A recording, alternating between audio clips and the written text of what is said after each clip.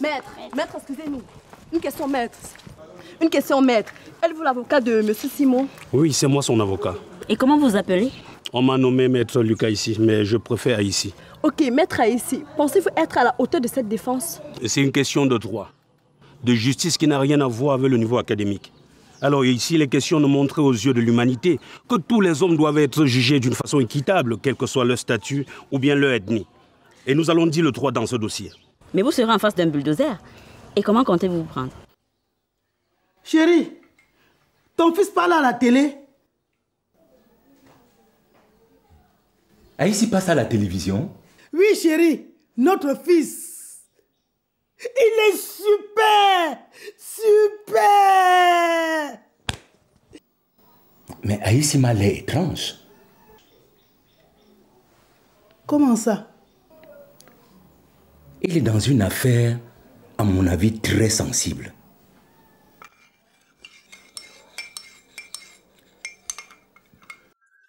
Tu ne le trouves pas très courageux quand il évoque des problèmes d'ethnie, d'égalité et autres?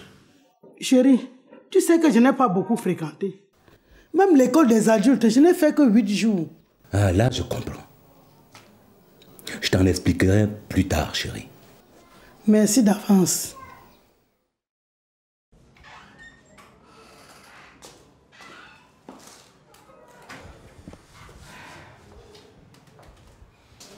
Comment tu te sens?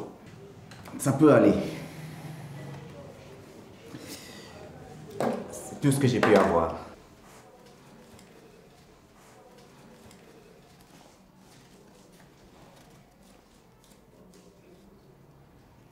Qu'est-ce que je dois faire avec 100 000 francs, Simon? Hein? Ça ne peut même pas me faire le plein du carburateur. Et tu n'ignores pas ce que je fais comme course. La caution, je n'en ai pas. Je ne connais pas d'avocat chez vous. Je veux dire, de votre ethnie qui puisse accepter de me défendre. Je n'ignore pas les risques que tu cours en me défendant. Et ça, c'est parce que tu es mon ami et que tu es sensible à la situation que je traverse. Il faut enterrer Eba. Et le gosse.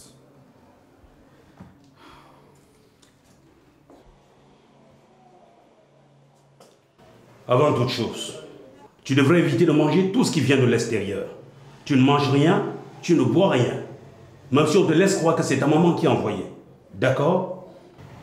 D'accord, maître. Si moi engageais un avocat, Lucas ici.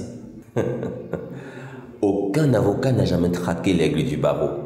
Et je ne crois pas que ce sera le cas avec cette oisillon. D'ailleurs, j'en profiterai pour célébrer mes 15 ans de carrière. Les Bosniaques formeront une ligue pour défendre Simon. Aïssi ne comprend pas qu'il ne réussira pas, tant que le ministère public et tous ses juges sont du même clan. Chers concitoyens, l'audience est ouverte. Affaire du rôle numéro 43. Homicide volontaire. Êtes-vous là, monsieur Simon? Oui, monsieur le président. J'ai ici devant moi une requête vous accusant pour homicide volontaire. Les allégations contre vous désignent qu'en date du 10 décembre dernier, à l'hôpital à Quintana, vous avez abattu le médecin chirurgien en chef, M. Mvodogrewa. Vous avez attenté à la vie des biens merveilles, troublant ainsi le fonctionnement de la dite institution sanitaire. Comprenez-vous ces accusations contre vous? Oui, monsieur le président. Comment comptez-vous plaider? Non coupable. Monsieur le Président, la défense a formulé une demande de libération sous caution. Monsieur le Président, l'État s'oppose à toute formulation de requête de liberté sous caution. Monsieur le procureur de la République ne peut pas refuser sommairement une telle demande, Monsieur le Président.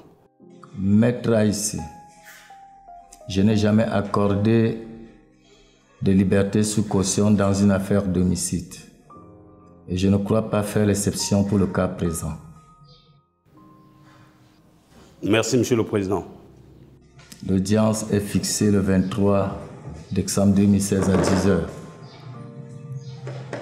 S'il y a des motions à formuler, qu'elles soient sur ma table avant le 19 décembre. L'audience est levée.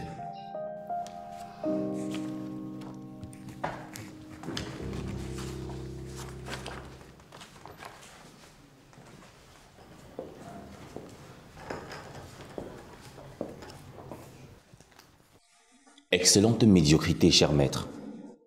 Monsieur le procureur, c'est la fin qui va déterminer qui est médiocre.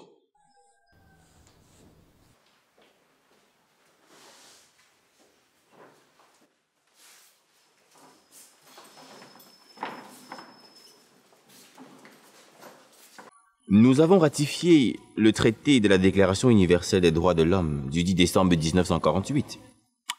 Et sous aucun prétexte, un homme n'a le droit de donner la mort à un autre.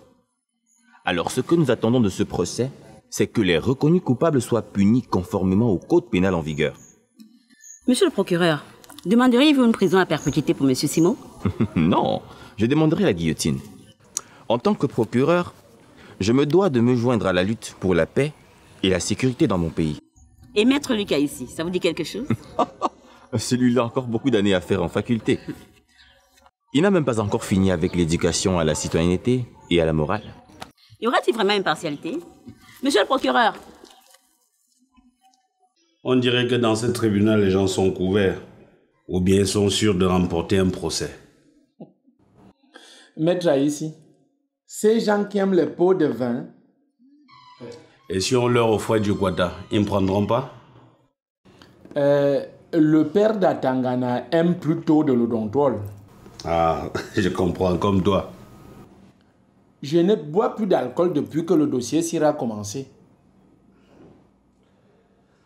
Comment ça? Bon, dis-moi, qu'est-ce que tu as apporté comme argument ou bien comme preuve? Voilà, tu me rappelles quelque chose. J'ai soutiré un dossier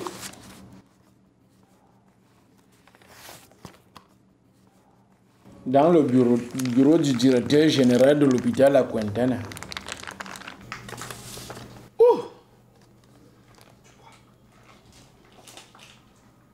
Ça, c'est bien. Et entre-temps, tu continues de t'enivrer.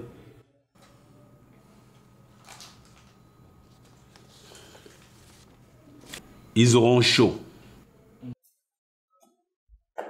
Docteur, auriez-vous l'amabilité de décliner votre identité?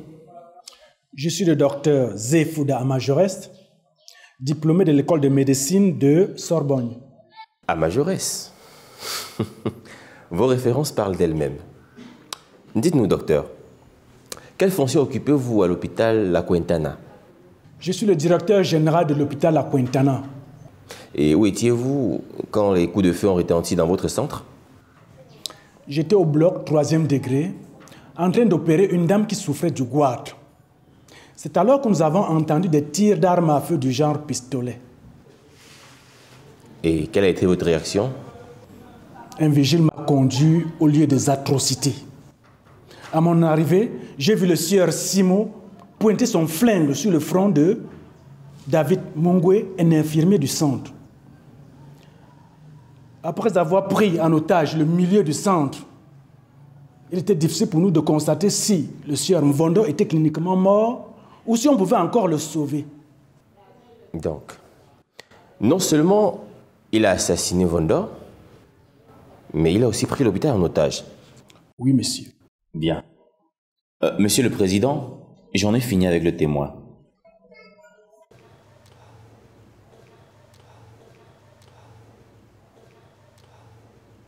Docteur Zefouda? Oui. Oui, maître. Oui, maître. Voilà. Est-ce qu'en date du 10 décembre 2015, M. Simon a mené son épouse dans votre centre hospitalier? Oui, je crois bien. Ah, vous croyez? Est-ce que vous pouvez dire au tribunal que vos infirmiers ont laissé expressément mourir la femme de M. Simon et l'enfant dans le ventre? Objection, Monsieur le Président. Maître Haïssi n'est plus dans le corpus du sujet. Docteur, vous devez répondre à la question. Maître Haïssi, je vous ai déjà dit que nous sommes ici pour l'homicide commis par Sieur Simon et non pour la mort de sa femme. Merci pour ce rappel à l'ordre, Monsieur le Président. Docteur Zefouda, dites au tribunal combien de temps Docteur Vondo a exercé dans votre centre hospitalier. 5 ans. Ah, 5 ans. Et pouvez-vous dire au tribunal, pendant ces 5 années, combien de personnes sont mortes de suite des opérations chirurgicales faites par Dr Vondo? Objection, Monsieur le Président.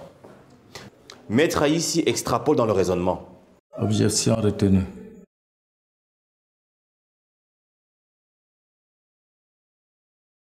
Docteur Zefouda, est-ce que vous pouvez dire au tribunal combien de personnes ont trouvé la mort après des opérations chirurgicales faites par Dr Vondo? Maître Haïssi, si vous récidivez, je vous condamne pour mépris de la Cour. Merci, Monsieur le Président.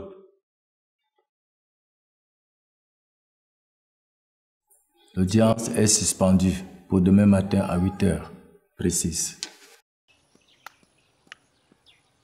Vraiment, Maître Haïssi, comment peut-il cautionner que quelqu'un d'une autre ethnie puisse abattre de sang-froid un des nôtres? Je suis vraiment fatigué de la trahison des Noirs. Mon pote, cette affaire n'est pas aussi facile que ça. Pour moi, je propose qu'on menace la famille de Maître Haïssi. On n'a pas le choix. Bon, dans ce cas, je cours en ville nous chercher du carburant. Vas-y vite.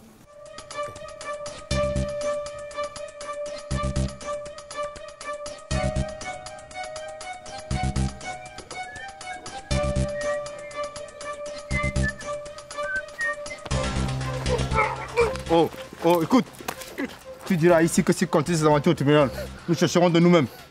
Dis-lui que c'est le Kangoulan. Allez, dégage, dégage.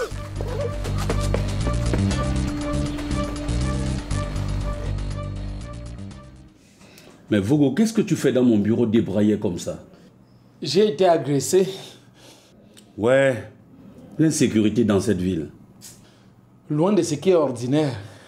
Cette agression a un rapport avec le procès de Simon. Ah bon?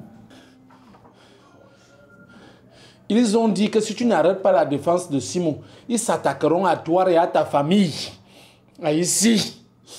Ils vont s'attaquer à moi et à ma petite famille. Ah. Je m'y attendais. Donc comme ça, le clan Goulan veut monopoliser tous les secteurs. Politique, judiciaire, etc. Mais moi non. Je donnerai tout pour montrer que tous les hommes sont égaux devant la loi. Ici. Arrête ce procès. S'il te plaît. Arrête. Hey. Pas question.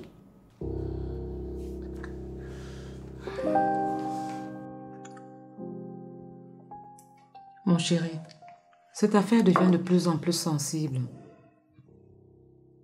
Et les ramifications s'avèrent complexes, mon trésor. Et que comptes-tu faire?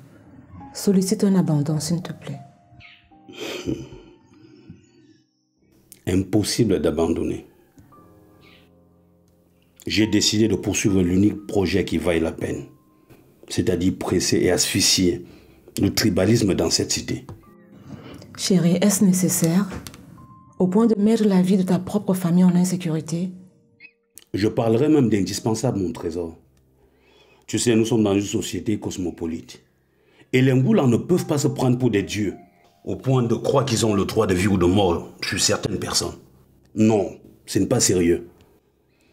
Écoute-moi très bien. Eba, l'épouse de 6 mois trépassée, et son enfant avec. Mais personne n'a la moindre compassion pour lui. Tout simplement parce qu'il ne fait pas partie d'une certaine tribu qui est dite privilégiée. Tu trouves ça normal? Chérie, et tu crois pouvoir faire le contrepoids? Tu es l'un des leurs. Ils t'écraseront. Ah oui, mais l'un des leurs avait beaucoup de différences.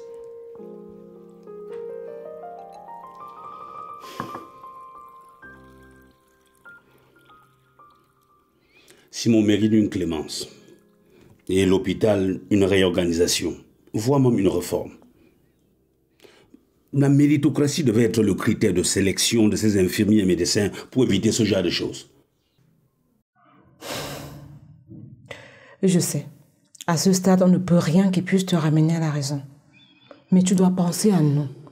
Pense à ta famille. Il faut que ça change.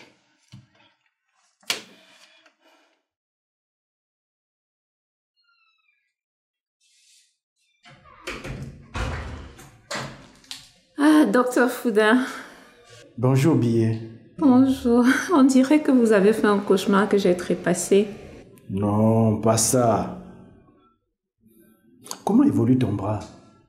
Ah, la douleur a baissé quand même. Mais je ne pourrai plus jamais en faire usage. Le docteur Ateba me l'a confirmé. On aurait dû opérer ce bras au même moment où on t'a amené au bloc. Le fait est déjà là. Ah oui, c'est de la pure négligence. C'est tout. Tu sais, ce bras n'aurait pas pris cette envergure.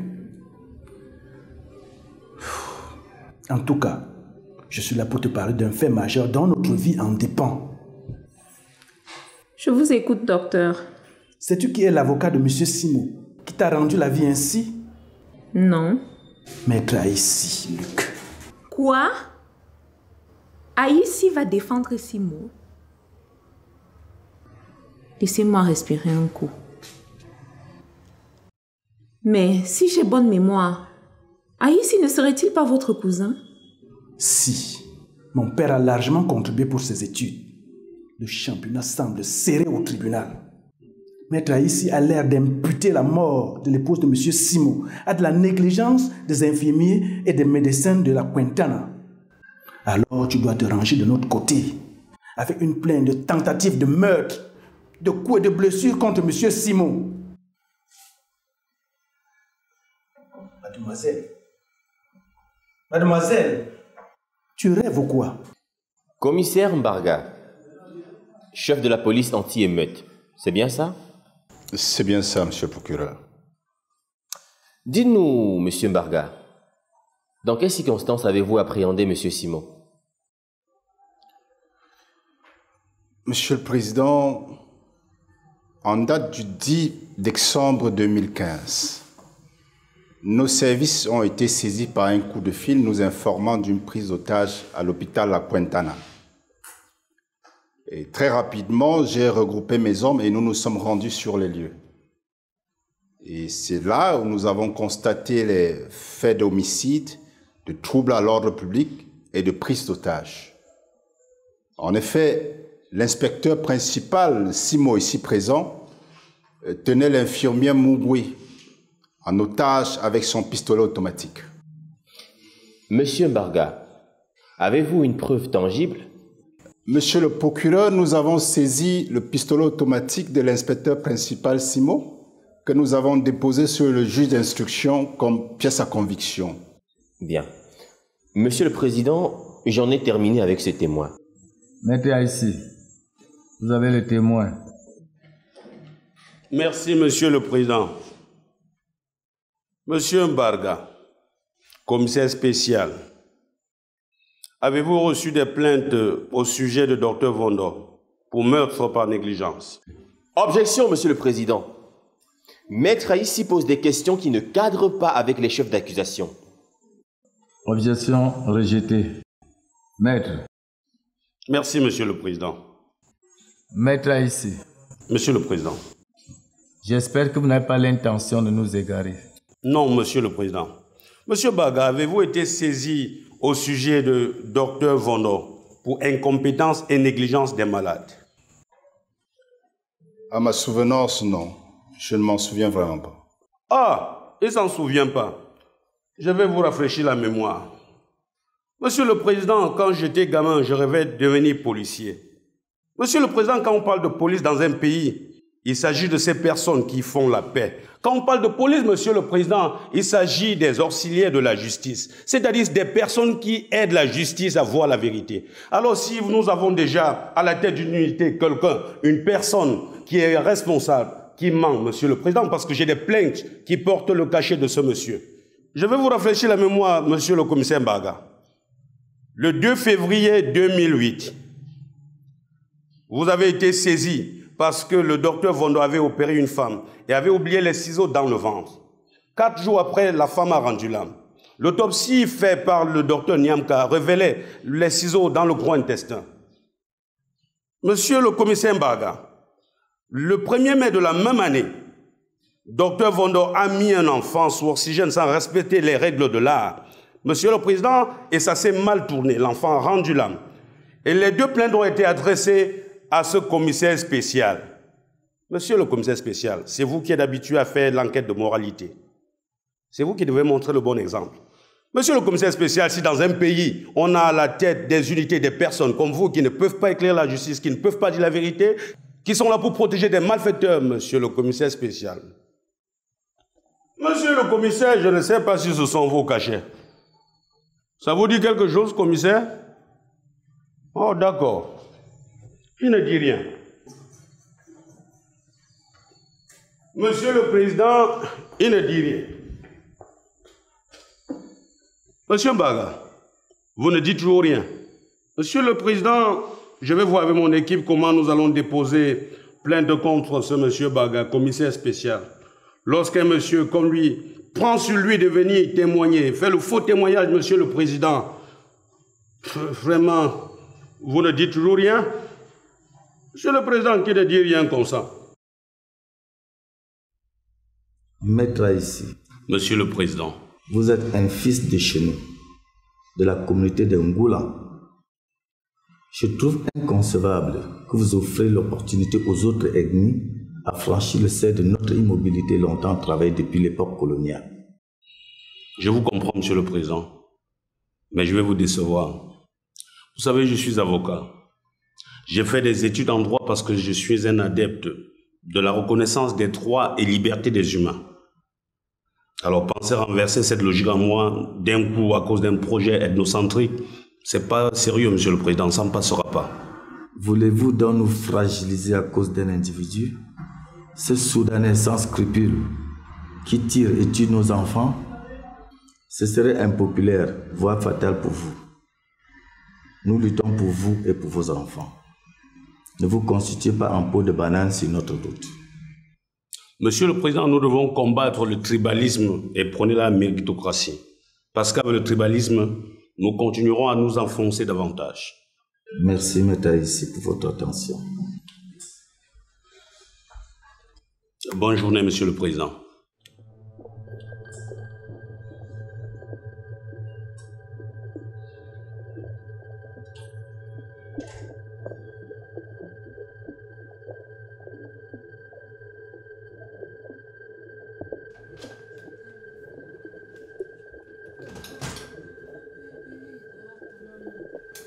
Un sang, chef, je te descends.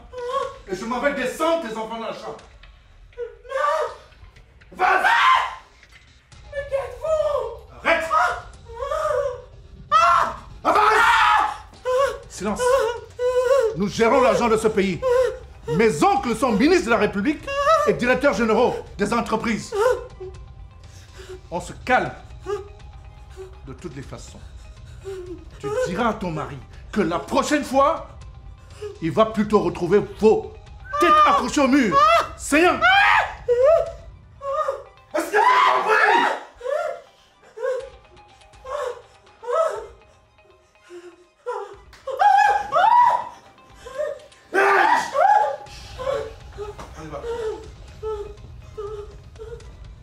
C'était quel avertissement?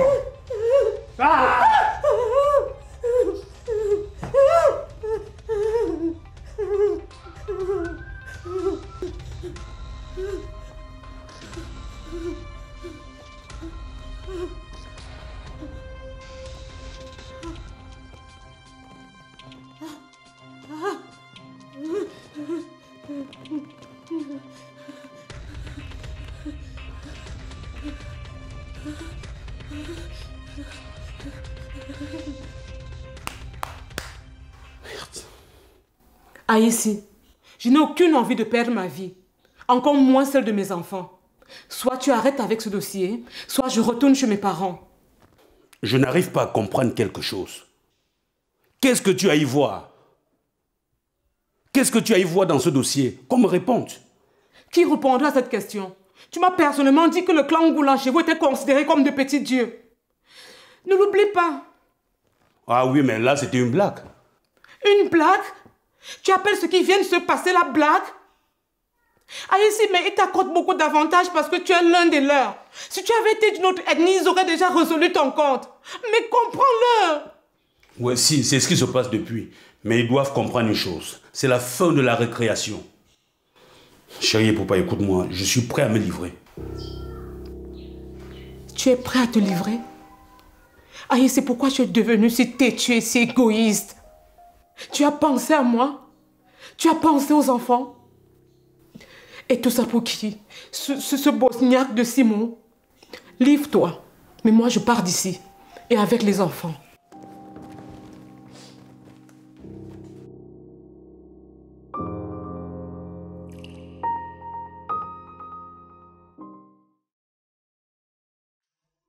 Mademoiselle Biais, qu'est-ce qui ne va pas avec votre bras droit?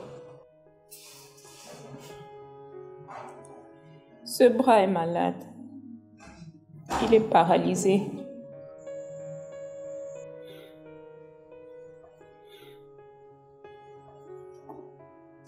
Paralysé? Et qu'est-ce qui l'a paralysé?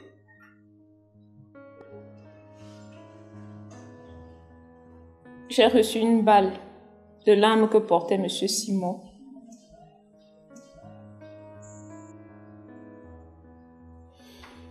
Qu'entendez-vous par là? Il m'a tiré dessus. Bien. Monsieur le Président, j'en ai terminé.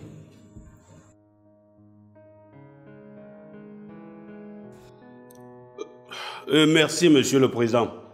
Mademoiselle Biais, avez-vous pris le temps d'observer Madame Simon quand elle est arrivée à l'hôpital ce 10 décembre 2015? Oui, monsieur. Oui, maître. Oui, maître. Excusez-moi, Monsieur le Président. Oui. Était-elle un ours qui danse ou bien un homme qui crie de douleur? Objection, Monsieur le Président. C'est trop poétique, ça. Objection rejetée. Merci, Monsieur le Président, pour ce rappel à l'ordre. Mademoiselle Biais, nous attendons une réponse. Un homme qui crie de douleur. Avez-vous quelqu'un dans votre famille qui n'a pas enfanté? Oui, je n'ai jamais eu d'enfant. Ah, est-ce un soulagement pour vous? Non, monsieur. Non, maître. Qu'est-ce que vous avez la tête dure? Non, maître. Non, maître. Expliquez. J'ai perdu mon mariage il y a 5 ans de cela. Après 12 ans de mariage sans enfanter, ma belle famille m'a jetée à la rue comme une vieille bassine fendue.